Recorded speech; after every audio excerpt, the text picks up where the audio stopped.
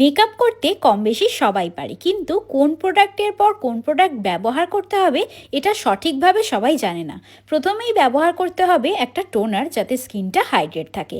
এরপর ব্যবহার করতে হবে একটা ময়শ্চারাইজার, যাতে স্কিনের বেসটা ভালো হয়। দিনের বেলা মেকআপ করলে অবশ্যই ব্যবহার করতে হবে একটা সানস্ক্রিন। এরপর প্রাইমার লাগিয়ে নিতে হবে, যাতে মেকআপটা লং লাস্টিং হয়।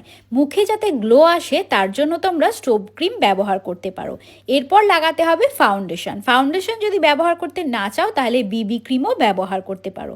এবার কনসিলার দিয়ে ডার্ক সার্কেলগুলো ভালো করে ঢেকে ফেলতে হবে। এখন যে কোনো একটা লুজ পাউডার দিয়ে মেকআপটাকে ভালো করে সেট করে নিতে হবে। কন্ট্রোলিং করে নিতে হবে মুখের ফোলা ভাব যেখানে আছে সেই জায়গাগুলো।